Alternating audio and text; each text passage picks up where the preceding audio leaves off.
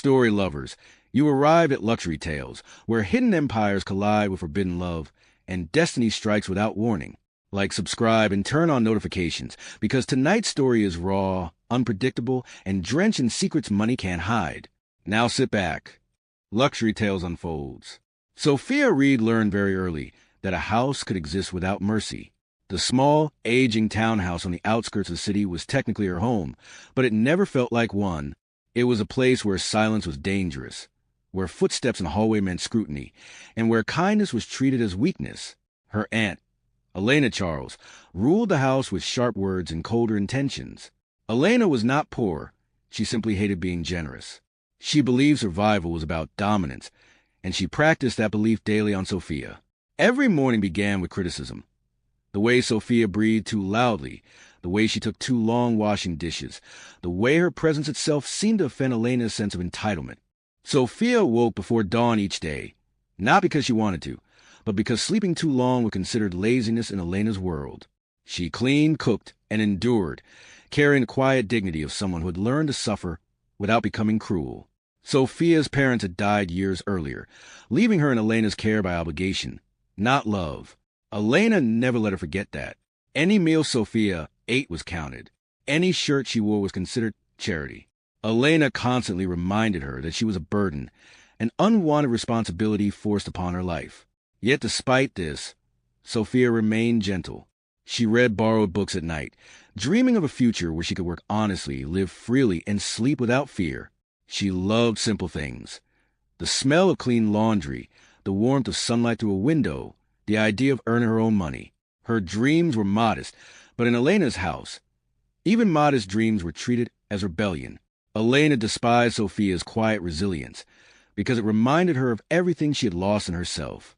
The tension in the house grew heavier as Elena's financial situation worsened. Bills piled up, creditors called, and with every problem Elena faced, Sophia became the convenient target. The insults became sharper, the threats more explicit. Elena began watching Sophia differently, not as a dependent, but as a resource. Sophia felt in the way Elena's eyes lingered too long, in the calculated tone of her voice when money was mentioned. Something was changing, and Sophia sensed danger long before it was spoken aloud. Still, she held on to her principles, believing that if she endured long enough, life would eventually open a door for her.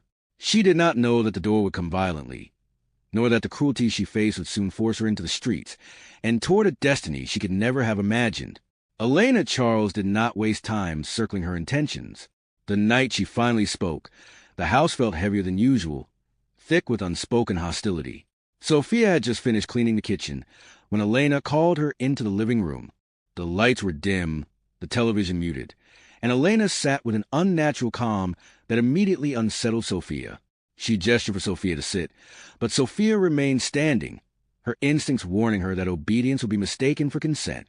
Elena studied her the way one might study an object, not a person, her lips curling into a thin, deliberate smile. She began by talking about money, how expensive it was to keep the house running, how ungrateful life had been to her, how sacrifices were necessary. Sophia listened quietly, her hands clasped together, already sensing that this conversation was not about shared hardship. Then Elena said it plainly. She had a friend, a man with money, influence, and needs. One night, Elena said, was all it would take. In return, Sophia's place in the house would be secured, bills would be paid, and life would become easier for everyone. Elena spoke as if she were offering an opportunity, not a violation. Sophia felt her stomach twist, her breath hitching as the meaning settled in. She tried to speak, but the words caught in her throat. Elena leaned forward, her voice sharpening, reminding Sophia of everything she owed. The roof over her head, the food she ate, the years Elena had wasted raising her. In Elena's mind, this demand was practical, inevitable, and justified. Sophia finally found her voice, quiet but steady. She said no, not angrily, not dramatically, just firmly.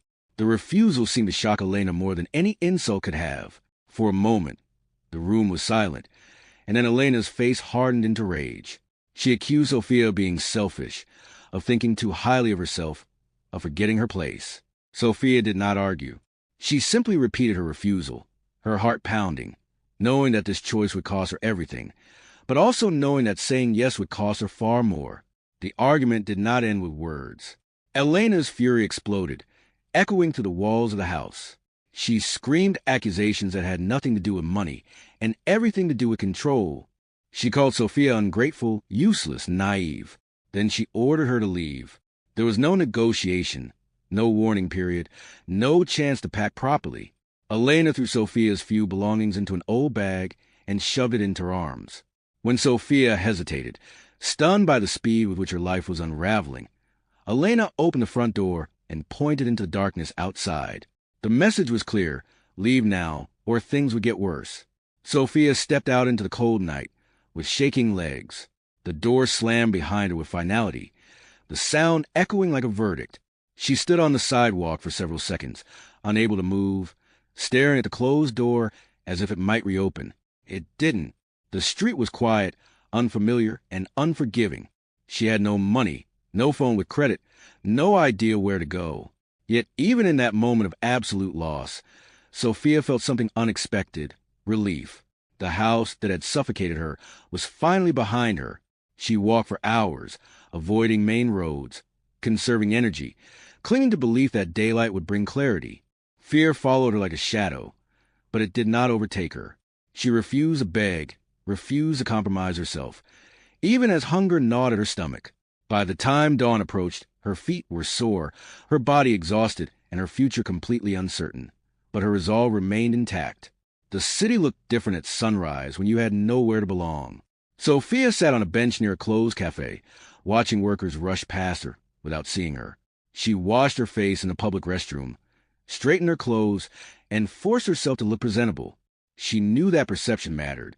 She knew that dignity, even when invisible, had to be defended. As she walked through unfamiliar streets, she scanned windows and notice boards, searching for anything, any opportunity that did not require her to sacrifice her self-respect. Her stomach ached, but she ignored it. What frightened her more than hunger was the idea of desperation making decisions for her. She reminded herself that she was capable, that she could work, that she could learn. She had always been observant, patient, good with people. She just needed someone to give her a chance. The city was loud, indifferent, and overwhelming, but it was also full of doors she had never been allowed to knock on before. That was when she saw it. A modest bar with a simple sign taped to the window: "Waitress needed." Immediate start.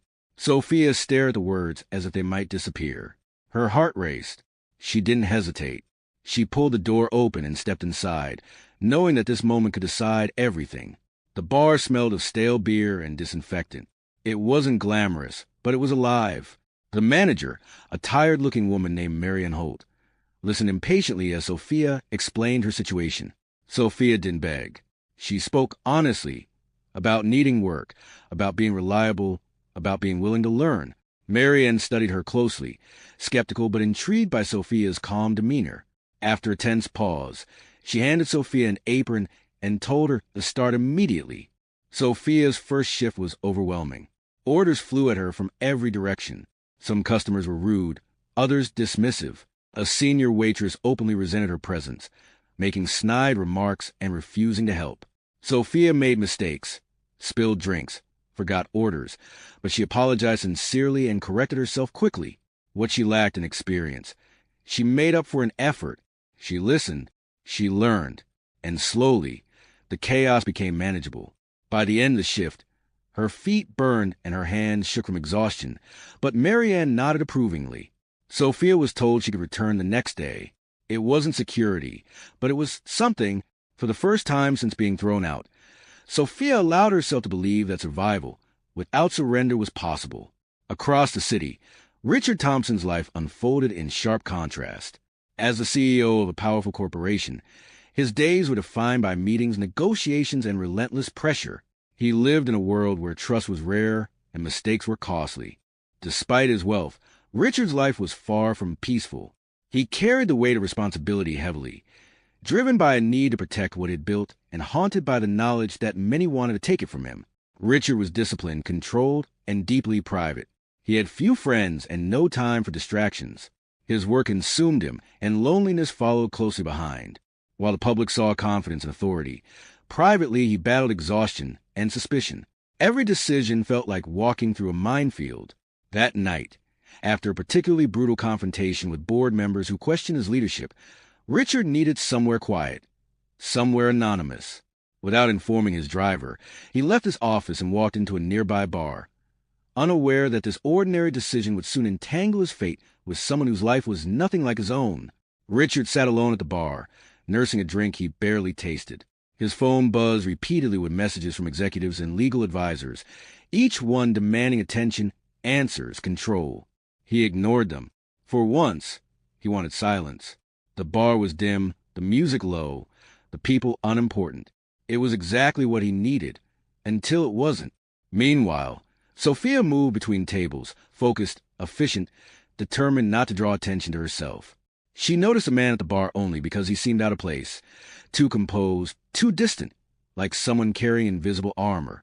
She served him without conversation, sensing that he wanted to be left alone.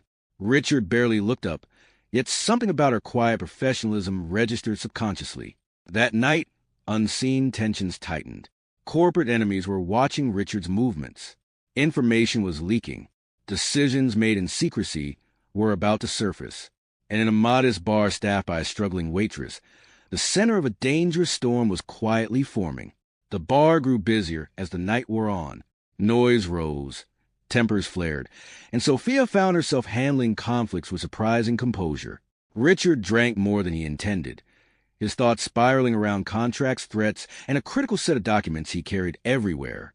His briefcase, normally never out of reach, rested beside him, heavy with cash and sensitive files meant for a crucial deal. As the hours passed, Richard received a call that shook him. A trusted associate had betrayed him. The implications were severe. Distracted and overwhelmed, Richard stood abruptly, leaving money on the counter. In his haste, his grip faltered. The suitcase remained where it was, unnoticed in the dim light. Sophia, busy cleaning nearby, saw him leave but thought nothing of it. The bar continued its rhythm, unaware that something extraordinary had just been left behind. Near closing time, Sophia noticed the suitcase. At first, she assumed it belonged to a customer who had stepped outside. She moved it behind the counter for safekeeping, intending to return it when the owner came back. When no one did, curiosity and concern warred within her. She didn't open it. She didn't touch it unnecessarily. But she knew instinctively that this was no ordinary bag. When Marianne asked about it, Sophia explained calmly. They agreed to wait until morning before contacting authorities. Sophia locked the suitcase away, unaware of its contents but fully aware of its weight. Not just physical, but moral. After closing, alone in the quiet bar, Sophia finally opened the suitcase to identify its owner. What she saw made her knees weaken. Stacks of cash, official documents, names, numbers, signatures that meant power.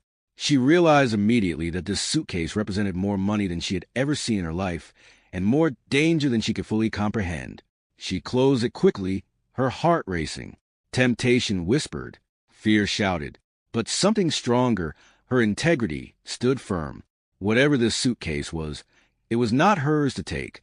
And yet, by choosing not to take it, Sophia had unknowingly stepped into a story far bigger than herself. Sophia did not sleep that night. The suitcase sat locked in the bar's back office, yet felt as though it were beside her wherever she went, heavy with consequence. As she walked back to the small room she rented by the week, a dim space above a closed tailor shop, the city seemed sharper, louder, more watchful. Every passing siren made her flinch. Every stranger felt like a threat. She kept replaying the image of the money and documents in her mind, not with greed, but with dread. She understood enough to know that wealth of that scale always attracted danger. Whoever owned the suitcase would come back looking for it, and whoever else knew about it would not be kind. By morning, her resolve hardened. Sophia had survived cruelty, hunger, and homelessness without compromising herself. She would not start now. At the bar, she told Marianne firmly that the suitcase must be protected and returned only to its rightful owner. Marianne, nervous but impressed by Sophia's seriousness, agreed to keep it hidden and to involve no one else. Sophia offered to stay late to help guard it, even though it meant unpaid hours. This was no longer about work. It was about conscience. Unknown to Sophia, the city was already shifting. Richard Thompson had discovered the loss. Panic, cold and unfamiliar, set in as he realized what the suitcase contained and what it could cost him if it fell into the wrong hands. The hunt had begun. Richard's morning unraveled quickly. His assistant confirmed the worst. The suitcase was missing. Inside were confidential merger documents, access codes, and cash meant for a sensitive acquisition. Losing it was not just careless. It was catastrophic. Rivals inside his company would use this mistake as a weapon. Enemies outside it would use it as leverage. Richard retraced his steps, anger tightening his jaw as he realized the last place he remembered carrying the suitcase was the bar. Back at the bar, Sophia sensed a change in atmosphere long before Richard arrived. Strangers lingered outside longer than necessary. A man asked too many questions about lost items. Another pretended to be a customer while watching the staff closely. Sophia said nothing, but she remembered faces, voices, movements. Years of living under Elena's manipulation had sharpened her instincts. When Richard finally returned, his presence commanded attention without effort. Sophia recognized him immediately. This time, when her eyes met, something unspoken passed between them: recognition, tension, urgency. Richard asked about the suitcase, his voice controlled but strained. Sophia did not accuse him of carelessness. She did not dramatize. She simply nodded and said it was safe. The relief that crossed his face was brief, quickly replaced by suspicion. Richard did not trust easily. He had learned the cost of misplaced faith too many times. When Sophia explained that she had secured the suitcase and refused to open it until identifying the owner, Richard studied her closely. Her clothes were simple. Her hands were rough from work. There was no sign of calculation in her eyes, only resolve. Still, trust did not come naturally to him. He insisted on verifying everything. Marianne retrieved the suitcase under careful watch. Richard unlocked it, confirming that nothing was missing. The tension in his shoulders eased slightly, but his questions intensified. Why hadn't she taken the money? Why hadn't she reported it immediately? Why protect something that could have changed her life overnight? Sophia answered honestly. Because it wasn't hers. Because she knew what it felt like to be powerless. Because she refused to become someone she couldn't live with. Her answers unsettled Richard more than lies would have. In his world, people always took advantage. Sophia hadn't. That made her unpredictable and strangely admirable. The relief of recovering the suitcase was short-lived. As Richard prepared to leave, the bar's door swung open violently. Two men entered, their presence sharp and deliberate. They were not customers. Richard recognized one of them immediately, an associate tied to betrayal he had uncovered earlier. The realization hit hard. They knew where the suitcase had been. What followed was chaos controlled by instinct.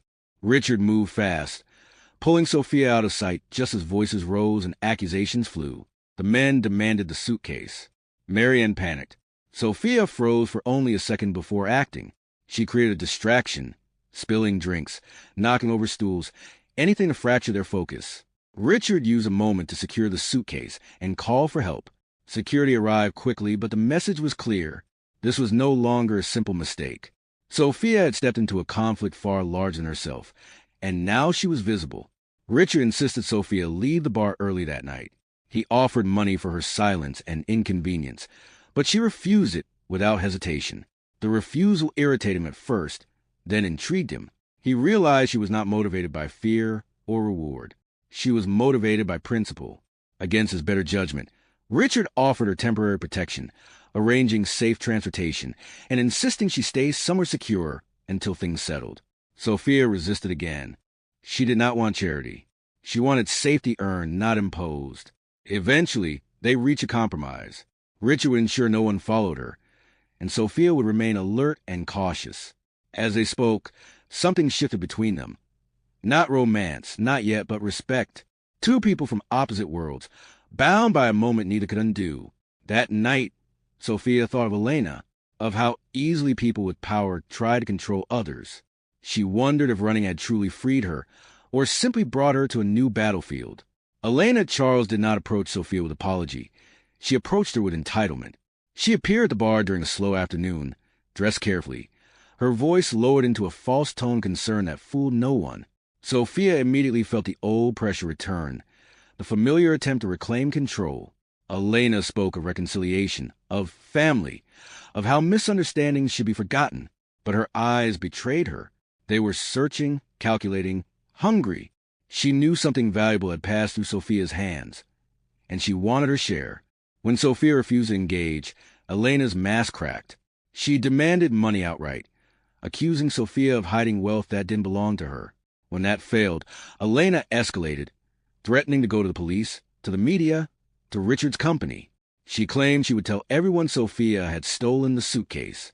The words were poison meant to terrify, but Sophia did not shrink. For the first time, Elena's power had no effect. Sophia calmly told her to leave and never return. Elena stormed out, vowing consequences. What she did not know was that her desperation had finally pushed her into visibility, and visibility was dangerous. Elena acted quickly, contacting one of Richard Thompson's corporate rivals with a twisted version of the truth. She claimed insider knowledge, hoping to trade lives for protection and money. Instead, she walked directly into an investigation already in motion. Richard's security team, tracking leaks and false reports, traced the misinformation back to her. Authorities confronted Elena with evidence, not just of attempted blackmail, but of long-standing abuse and coercion connected to other complaints. Her threats collapsed under scrutiny. She tried to deny, to shift blame to Sophia, but her history spoke louder than her words. This time, there was no one to intimidate into silence. Sophia learned of Elena's downfall not with triumph, but with quiet closure. The woman who had defined her fear no longer held any power over her life. With the corporate crisis resolved and his enemies neutralized, Richard faced a different decision, one without contracts or strategy. He offered Sophia a position within one of his companies, not as a reward, but as recognition of her intelligence and integrity. Sophia surprised him by refusing again. She thanked him, genuinely, but explained she needed to build something that was hers alone. Instead, she asked for time to study, time to work, time to discover who she was without survival breathing down her neck. Richard respected the choice, even though it meant stepping back. That respect changed something between them. It was no longer benefactor and beneficiary. It was equals, moving cautiously towards something real. Sophia moved into a small apartment of her own that night. She unpacked slowly, savoring every ordinary moment. Freedom, she realized, was not loud, it was steady. Months passed, and life settled into a rhythm neither of them expected. Sophia worked, studied, and slowly rebuilt her confidence. She no longer flinched when doors closed or voices rose. She learned to plan instead of merely endure. Her dreams grew larger, clearer, shaped by choice rather than fear. Richard watched from a respectful distance, their connection sustained through honest conversations and shared silences. Without danger looming, they discovered each other without pressure. He admired her discipline. She saw his vulnerability beneath authority. What grew between them was not rush romance, but trust earned over time. For the first time, both of them felt unguarded. What Sophia Reed did with the suitcase was never about money. It was about refusal. Refusal to become desperate. Refusal to betray herself. That single choice changed the course of her life in ways she could never have predicted. It dismantled old power, exposed corruption, and proved that integrity still mattered in a ruthless world. Richard Thompson made an unthinkable choice too. He chose a life not driven solely by control or ambition, but by partnership and respect. When he stood beside Sophia, not above her, not behind her, it was not because she needed saving, but because she had already saved herself. The suitcase was long gone. The danger had passed. What remained was something far rarer than wealth, a future built on choice, dignity, and a love that began not with possession, but with principle. I'm glad you enjoyed this story. Don't forget to follow, share, and comment your thought about the story. See you in the next story.